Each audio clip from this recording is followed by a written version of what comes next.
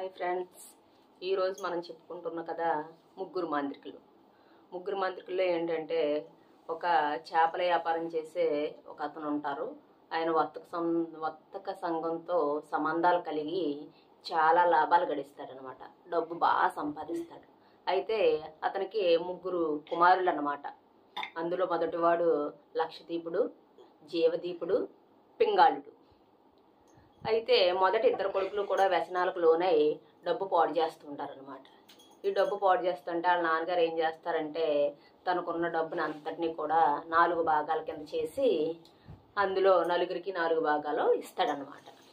ఈ నలుగురికి 4 భాగాలు ఇచ్చినప్పుడు లక్షదీపుడు, జీవదీపుడు వీళ్ళిద్దరు ఏం చేస్తారంటే ఆల్రెడీ వ్యసనాలకు లోన్ అవుతారు కదా, ఆ వ్యసనాల్లో ఆ డబ్బు అంతా కూడా పాడు చేసేసుకుంటారు. పాడు చేసుకున్న తర్వాత వాళ్ళ అమ్మగారి దగ్గరికి వచ్చి వాళ్ళ అమ్మకి ఇచ్చిన వాటా వాళ్ళకి ఇచ్చేయమంటారనమాట. వాళ్ళకి ఇచ్చేయమంటే వాళ్ళ అమ్మగారు ఇవ్వనని చెప్తారు. ఇవ్వనని చెప్తే అంతేకాకుండా వాళ్ళు ఏమంటారంటే ఆ ఇచ్చిన డబ్బుని, ఆ వాటాకు వచ్చిన డబ్బుని వీళ్ళిద్దరికీ ఇచ్చేసి తన్నే వాళ్ళ తమ్ముడైన పింగాళ్ళుడి దగ్గర ఉండమంటారనమాట.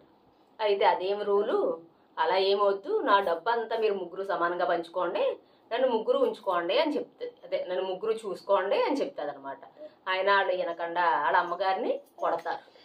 కొట్టినప్పుడు ఈ పింగాళ్ళు అడ్డంగా వెళ్తే వాళ్ళ తమ్ముడిని కూడా కొడతారనమాట. కొట్టి సరే మీరు ఇలాగే ఉండండి, అయితే మీ పని చెప్తామని వాళ్ళు కోర్టుకి వెళ్తారు. కోర్టుకి వెళ్ళి ఆ న్యాయవాదికి కొంచెం డబ్బు ఇస్తారనమాట. డబ్బు ఇస్తే ఆ న్యాయవాది ఏం చేస్తాడంటే వాళ్ళ అమ్మగారి వాటా వీళ్ళకే చెందుతుందని తీర్పు చెప్తాడు. తీర్పు చెప్తే అప్పుడు వాళ్ళు ఇంకో కోర్టుకి వెళ్తారు. అలా ఒకళ్ళ మీద ఒకళ్ళు వాళ్ళు కోర్టుల చుట్టూ తిరగగా లాస్ట్కి వాళ్ళ దగ్గర ఉన్న డబ్బు అంతా అయిపోయి లక్షదీపుడు, జీవదీపుడు వీళ్ళిద్దరూ అడుక్కునే స్థితికి వస్తే ఈ అమ్మాయి పింగాళ్ళు వీళ్ళిద్దరూ కూడా వాళ్ళ దగ్గర స్థితికి వస్తారు. ఇంకా సరే అనేసి ఇంకా డబ్బు అయిపోయింది కదా, ఈ జీవదీపుడు లక్షదీపుడు కొనుక్కున్న అయితే ఈ లక్షదీపుడు జీవదీపుడు వాళ్ళ నాన్నగారు ఇచ్చిన డబ్బుతో ఒక బిల్డింగ్ కొనుక్కుంటారనమాట. వీళ్ళు చేసిన అప్పులకు గాను ప్రభుత్వం ఆ బిల్డింగ్ను కూడా జప్తు చేసేస్తుంది. అయితే ఏమవుతుందంటే లాస్ట్కి ఈ చిన్న కుమారుడు పింగాళ్ళు ఉన్నాడు కదా, ఆ పింగాళ్ళు వాళ్ళ అమ్మగారిని చూసుకుంటాడు. తను చెరువు దగ్గరికి వెళ్ళి చేపలు పట్టి ఆ వచ్చిన చేపల్ని చేపలోళ్ళకి విక్రయించి ఆ వచ్చిన ధనంతో దుకాణానికి వెళ్ళి తనకు కావాల్సిన సామాన్లన్నీ కూడా తీసుకొచ్చుకుంటాడు అనమాట. ఇలా తీసుకొచ్చుకుంటా వాళ్ళు జీవనం సాగిస్తుంటారు. పర్వాలేదు, పింగారుడు వాళ్ళ అమ్మగారు బాగానే ఉంటారనమాట. కొంచెం తిని ఇలా చేపలు పడతా ఉండడం అలా జీవనం సాగుతూ ఉంటుంది. అయితే ఒకరోజు ఏమవుతుందంటే వాళ్ళ అన్నలిద్దరూ జీవదీపుడు, ఈ లక్షదీపుడు వాళ్ళ అమ్మగారి దగ్గరకు వస్తారు. వాళ్ళ అమ్మగారి దగ్గరకు వచ్చి అమ్మ మేమే తప్పు చేసాం, మమ్మల్ని క్షమించమ్మా అనేసి ఎవరు కాళ్ళ మీద పడతారో వాళ్ళ అమ్మగారు సరే నాన్న ఎలా ఉన్నారు ఏంటి అంటే అన్నం తిన 5 రోజులు అవుతుంది అనేసి అంటే అవునా నాన్న అని వెంటనే కొడుకుల మీద ఉన్న ప్రేమతో ఆవిడ వాళ్ళిద్దరికి కూడా భోజనం పెడతాయి. ఈ భోజనం పెట్టి ఏమంటుందంటే రోజు వచ్చేయండి, రోజు వచ్చేసి భోజనం చేసి వెళ్ళిపోదురు కానీ, తమ్ముడు రాకుండా వెళ్ళిపోదురు కానీ అని చెప్తుంది అనమాట. అని చెప్పినప్పుడు రోజు వచ్చేస్తారు, వాళ్ళు భోజనం చేస్తుంటారు. అయితే ఒకసారి ఏమవుతుందంటే ఈ పింగాళుడు తను వచ్చి టైం కన్నా కూడా ముందుగానే ఇంటికి వస్తాడు. ఇంటికి వస్తే వాళ్ళ ఇంటి దగ్గర వాళ్ళ అన్నయ్యలను చూసి అన్నయ్యను చూస్తాడనమాట.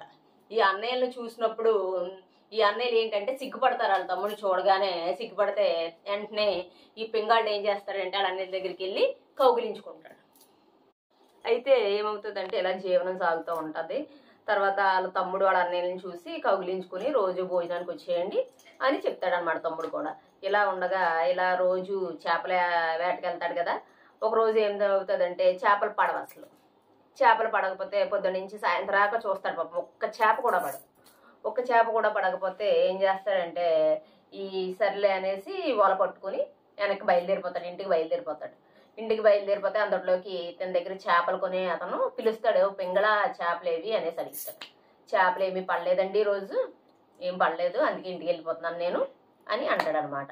అన్న తర్వాత దుకాణం అతను పిలుస్తాడు. ఏ పింగళ దుకాణంలో సామాన్లు పట్టుకెళ్ళట్లేదే అనేసి అడిగితే అయ్యో ఈరోజు చేపలు ఏం పడలేదు, నా దగ్గర డబ్బులు ఏమి లేవు, అందుకే ఇంటికి వెళ్ళిపోతున్నాను అని చెప్తే అప్పుడు అతను ఏమంటాడంటే సరే డబ్బులు తర్వాత ఇద్ది కానీ రోజు నా దగ్గరే కదా తీసుకెళ్తున్నావు అనేసి అతను ఈ పింగళకి కావాల్సిన సామాన్లు ఇస్తాడు. ఇంటికి తీసుకెళ్ళి వాళ్ళ అమ్మగారికి ఇస్తే వాళ్ళ అమ్మగారు ఏవో రొట్టెలు చేసి పెడితే వాళ్ళ అన్నయ్యలు వాళ్ళ అమ్మగారు మొత్తం అందరూ తింటారు. రెండో రోజు కూడా చేపలు పట్టడానికి వెళ్తే రెండో రోజు కూడా చేపలు పడవు.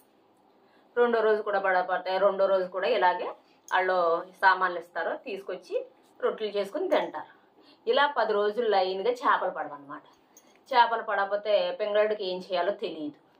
అయితే ఈ నేను చేపలు పెట్టి చెరువుకి చాలా దూరంగా చిలకల సరస్సు అనే ఒక సరస్సు ఉందన్నమాట. అంత త్వరగా చెరువు దగ్గరికి ఎవరు వెళ్ళరు, ఎందుకంటే అది రాజుగారికి సంబంధించిన చెరువు అనమాట. రాజుగారి కోసమే అందులో ప్రత్యేక చేపలు పెంచుతారు.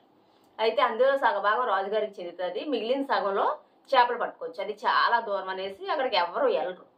అయితే సర్లే అనేసి ఈ పింగళుడు చేపలు పట్టడానికి వెళ్తాడనమాట. వెళ్తే చాలా చేపలు పైకి ఎగురుతూ కనిపిస్తాయి, కానీ తిన వల్లో ఒక్క చేప కూడా పడదు.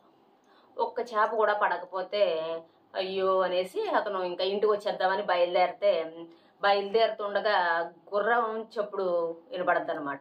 ఈ గుర్రం నడిచి వస్తున్న చప్పుడు వినిపించి ఒక మనిషి వచ్చి దిగుతాడు. చాలా అందంగా ఉంటాడు అతను, చాలా అందంగా ఉండి గుర్రం కూడా చాలా అందంగా ఉంటుంది. దిగి ఓ పింగళ అని పిలుస్తాడు.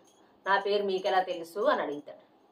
నా పేరు నీకెలా తెలుసు అంటే నాకు తెలుసు, నువ్వు నాకు ఒక సహాయం చెయ్యాలి అనేసి అంటాడు అనమాట. నీకు ఏం సహాయము అని అడుగుతాడు ఈ పింగళు. అడిగితే నేను తాడిస్తాను, ఆ తాడుతో నా కాళ్ళు చేతులు కట్టేసి సరస్సులో పడిసేయాలి అని అడుగుతాడు. అయ్యో అది హత్య, నేను చెయ్యను అనేసి అంటాడు. అసలు ఈ పింగళుడి దగ్గరికి వచ్చిన వాడు ఎవడు, అతను కాళ్ళు చేతులు కట్టి సరస్సులో ఎందుకు వేయమన్నాడు అనేది పార్ట్ 2లో తెలుసుకుందాం. Okay, bye.